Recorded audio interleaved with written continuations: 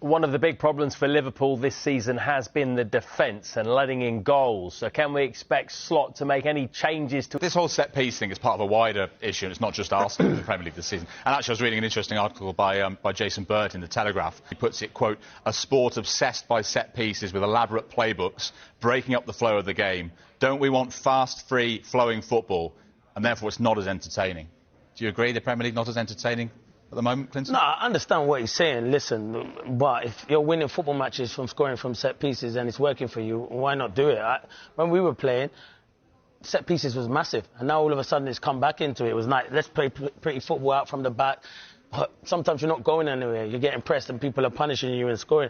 Get up and play in other people's half. Why not? If they're good at it, I understand the teams like the Liverpool and Arsenal can play out from the back. Even though Arsenal... Yeah, but they're a bit more complicated now, Clinton. Yeah. No, but they are more complicated. No, but they are complicated more. They are better now. That's what I'm saying. They do work. So people are saying, oh yeah, it's ruining the game. It brings a sort of a breath of fresh air where it just brings chaos, carnage into a box. People can't defend it. People don't know what to do. Second balls is a bit old school.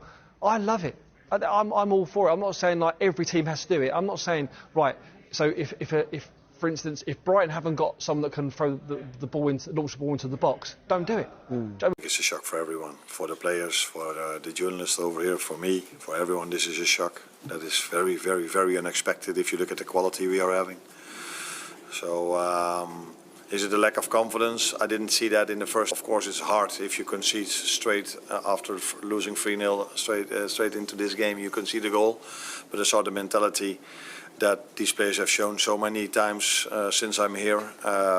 Came back in a way you would like to come back. So created chances. We kept them on their half.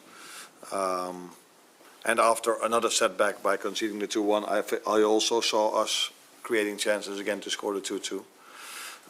But in the end of the game, I did saw that it affected maybe one or two players that we were 3-1, 4-1 down. Yeah, that's true. Liverpool has been plunged into shock and uncertainty after Arne Slot's sudden departure was officially confirmed earlier today. What was once expected to be a stable new era under the Dutch manager has now ended in abrupt fashion, leaving fans and pundits scrambling for answers.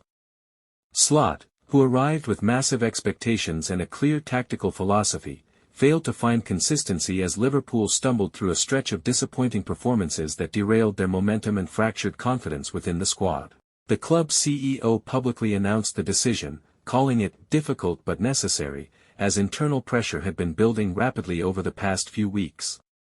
Key matches slipped away, the dressing room grew tense, and results simply didn't match the ambition of a team that prides itself on intensity, identity, and relentless pursuit of victory.